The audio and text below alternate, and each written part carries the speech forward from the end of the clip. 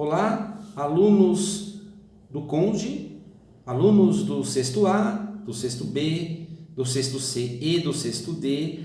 Aqui quem está falando com vocês novamente é o professor Carlos Eduardo de Moraes. Bom, gente, eu estou passando por aqui para falar com vocês sobre a atividade da semana. A atividade que vai da semana do dia 24 a 28 de agosto. A atividade que está postada na plataforma do Conde e também foi postada aqui no nosso grupo do sexto ano do WhatsApp, tá bom? Eu estou passando por aqui para falar com vocês sobre a atividade, tá bom? Eu quero que vocês façam as perguntas A, B e C. A pergunta A e B está na página 180 e a pergunta C está na página 181, já do novo caderno do Trilhas 2, o Trilhas 2, tá? Assim que vocês fizerem a lição, eu quero que vocês façam aí nesse final de semana, início da semana, e me enviem a foto do caderno com a lição feita, tá bom? Eu quero que vocês me enviem a foto para o WhatsApp do professor. A maioria de vocês, boa parte de vocês já me adicionaram, já nos adicionamos, né? Nós já estamos até conversando sobre as nossas matérias lá do Trilhas 1, né? Quem ainda não me adicionou, é só adicionar, porque é o canal que eu estou usando para corrigir as atividades, tá bom? Então façam e me enviem a foto o quanto antes, tá? Bom, pessoal, na verdade eu preparei uma videoaula para vocês, uma videoaula para falar sobre a atividade da semana, tá bom? Para ajudar vocês a desenvolverem esta atividade, tá?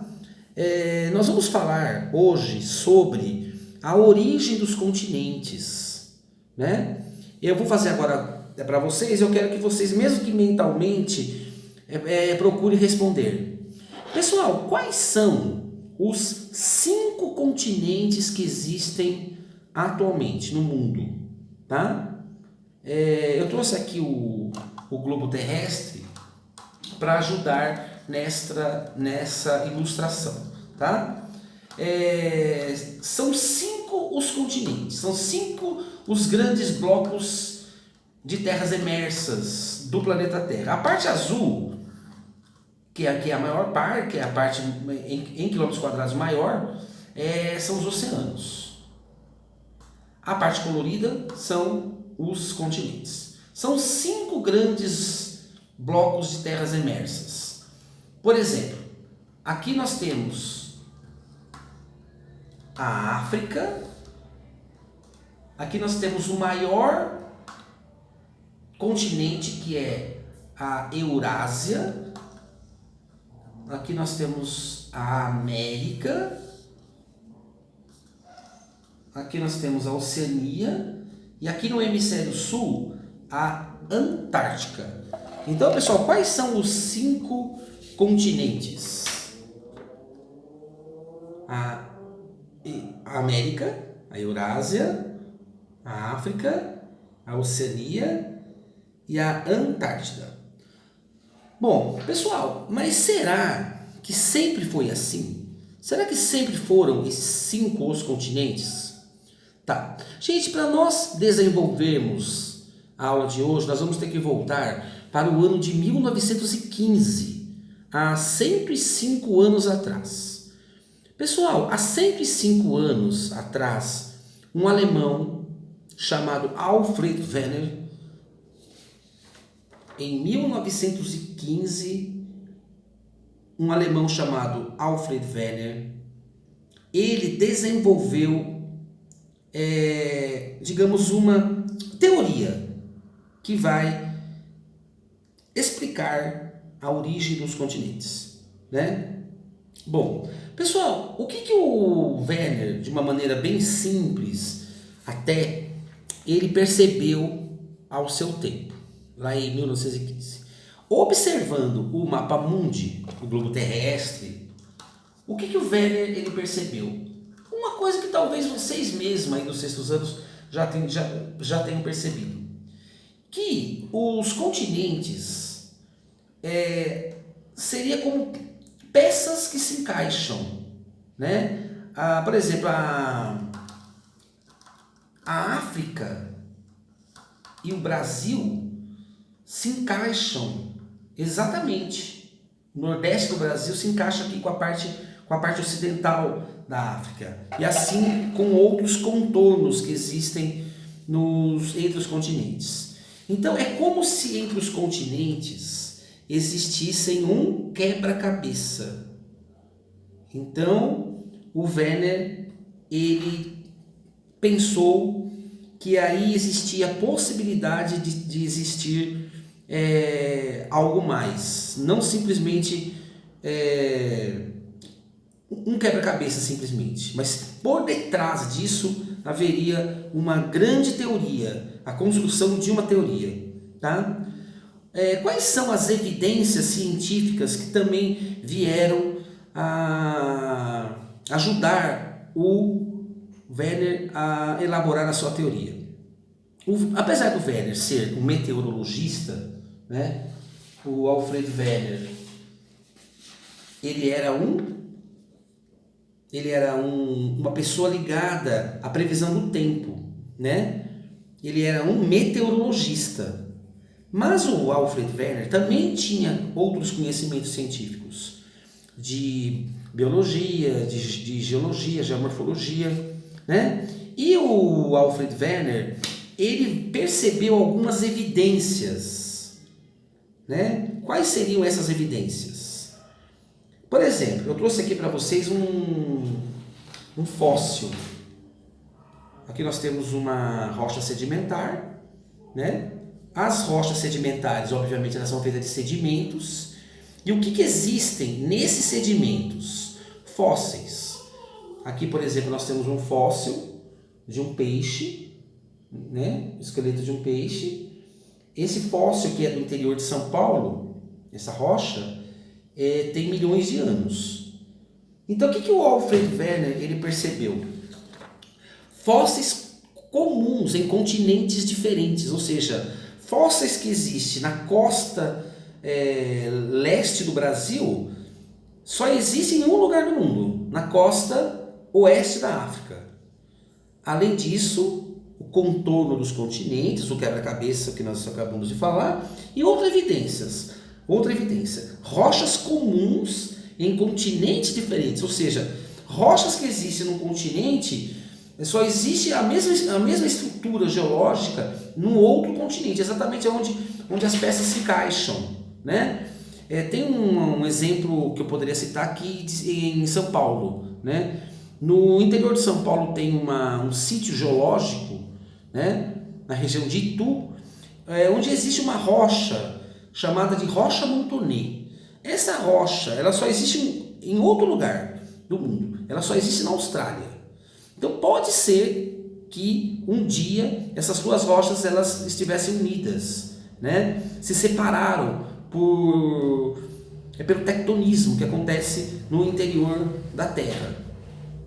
É uma outra possibilidade que ajudou o Alfred Werner a desenvolver a sua teoria.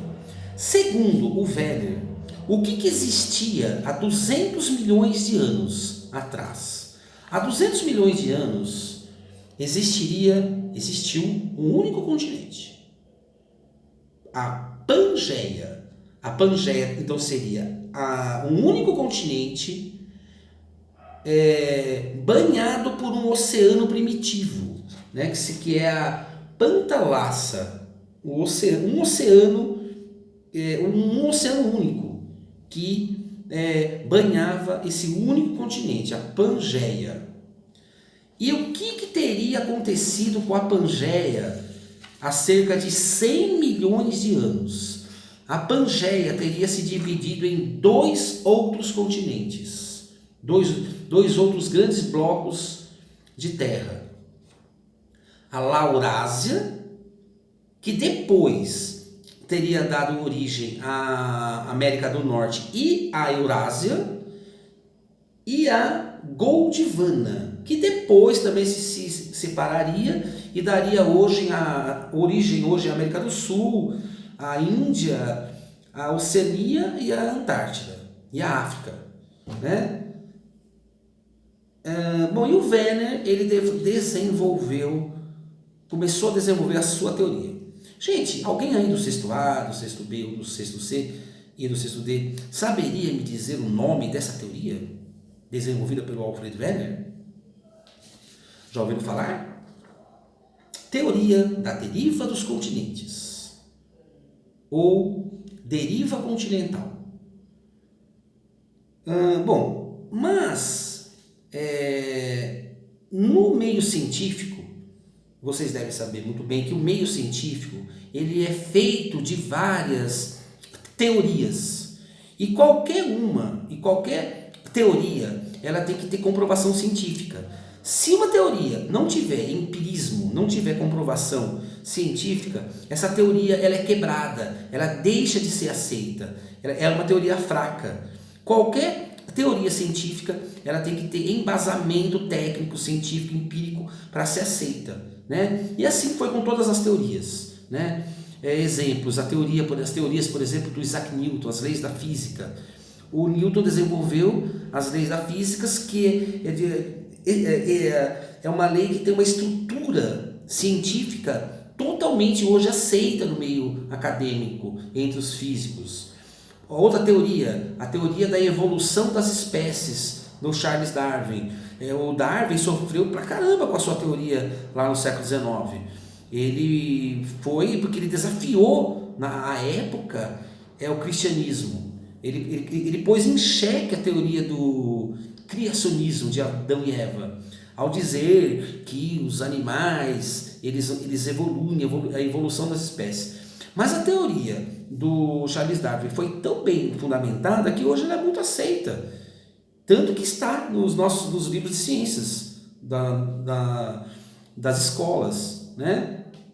A teoria da relatividade do Albert Einstein também tem um grande embasamento. Só que a teoria da deriva dos continentes do Werner, tudo bem que ela tinha algumas evidências realmente razoáveis, né? Como a questão dos fósseis que existem em lugares que se encontram, rochas que também existem em lugares que se encontram, né? As mesmas rochas, e a própria questão do contorno dos continentes. Mas faltava alguma coisa para a teoria do Werner, a teoria da deriva continental, ficar mais forte, né? Então, pessoal, vou fazer uma pergunta para vocês. O que veio comprovar que o Werner estava certo? Pós-morte do Werner, né? A tecnologia. As tecnologias que foram desenvolvidas na segunda metade do século XX e no início do século XXI, nessa primeira metade do século XXI. Então, tecnologias como o batiscafo, o sonar, fotos de satélites. Gente, o que é o batiscafo? O batiscafo é um submarino em miniatura, um pequeno submarino. O que ele consegue fazer que o ser humano não consegue? Ele consegue ir até as profundezas dos oceanos, onde o ser humano não consegue ir devido à pressão da água, do oceano. O batiscafo é uma tecnologia que vai até as profundezas e consegue fotografar, filmar, identificar várias coisas importantes. O sonar também é uma outra tecnologia ligada aos oceanos, fotos de satélites. E o que essas tecnologias ajudaram? A desenvolver uma outra teoria, que é a teoria das placas tectônicas. É uma teoria que diz que os continentes estão à deriva, afastando um do outro em gigantescas placas tectônicas. Então, pessoal, vamos fazer uma comparação bem simples do planeta, da estrutura do planeta Terra a um ovo. Como que nós faríamos esta comparação? O que seria o núcleo central da Terra? O núcleo central da Terra seria a gema. O manto da Terra, onde está o material, que é o magma, que é o material que é solto pelos vulcões, seria a clara do ovo. E a crosta terrestre seria a casca do ovo. O que a teoria das placas tectônicas ela tenta provar? Que a casca da Terra, a crosta terrestre, a região que fica entre a crosta e o manto, ela é toda rachada em placas, que são as placas tectônicas. Então são gigantescas placas. O Brasil, por exemplo, está na placa sul-americana, o Oceano Pacífico está na placa de Nazca, os Estados Unidos e o Canadá estão na placa norte-americana, a África na placa africana, a Rússia na placa euroasiática e assim por diante. Gente, e o que acontece no limite de placas? Vários fenômenos naturais que influenciam muito a vida do ser humano, né? Que são os terremotos, né? O vulcanismo e a formação de montanhas. Essas montanhas também podem ser submarinas, é o que acontece, por exemplo, do afastamento da placa sul-americana da placa africana. No meio, entre o Brasil e a África, está nascendo um novo continente, que é uma dorsal, a dorsal atlântica, que já apareceu lá perto do Polo Norte, que é um país, que é a Islândia, né? E existe aí a Cordilheira dos Andes, o Himalaia, os Alpes, as Montanhas Rochosas, que são lugares onde tem encontro de placas tectônicas. Então, pessoal, a teoria da deriva dos continentes, ela foi desenvolvida pelo Alfred Wegener em 1915. É uma teoria que a princípio ela não tinha tanta aceitação no meio acadêmico, mas hoje é uma teoria que tem vários fundamentos que nos faz crer que realmente um dia existiu um único continente, tá? É uma teoria muito bem fundamentada, tanto que ela está nos livros escolares, está aí no Trilhas 2, né? E é uma teoria que eu, por exemplo, como professor já conheço há muitos anos, tá? Mas nós temos que sempre estar cientes que qualquer teoria científica, acima de tudo, é algo que não é totalmente provado, 100% provado, né? São teorias que têm evidências científicas muito grandes e que nos leva a crer que é o caminho a ser seguido, né? Foi assim com Isaac Newton, foi assim com Darwin, foi assim com Albert Einstein, é assim com o Wegener, e é assim que a ciência caminha. A ciência caminha através de comprovações científicas, né? Por exemplo, a teoria que a Terra é plana. Não tem aí esses terraplanistas que ficam falando que a Terra é plana?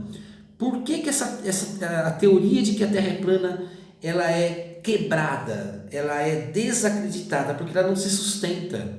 Cientificamente, um terraplanista, quando ele fala a primeira coisa, evidencia-se que ele falou uma bobagem, porque qualquer criança minimamente conhecedora da natureza já fala para um terraplanista que ele está errado, que ele não se sustenta, tá bom? Então, galera, a teoria da deriva dos continentes é a teoria que a base dessa atividade que está aí no Trilhas, que eu quero que vocês façam, tá bom? Então, repetindo, pessoal, Trilhas 2, páginas 180 e 181, as letrinhas A, B e C, mandar foto para o professor, tá bom? A foto da lição, tá? Enviar no WhatsApp pessoal do professor, tá bom? E na nossa próxima interação, nosso próximo encontro que nós tivermos,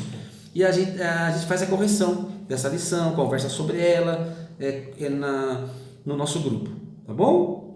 É isso aí, pessoal. Espero ter ajudado vocês, tá bom? Tenham uma boa semana, tá? Fique com Deus.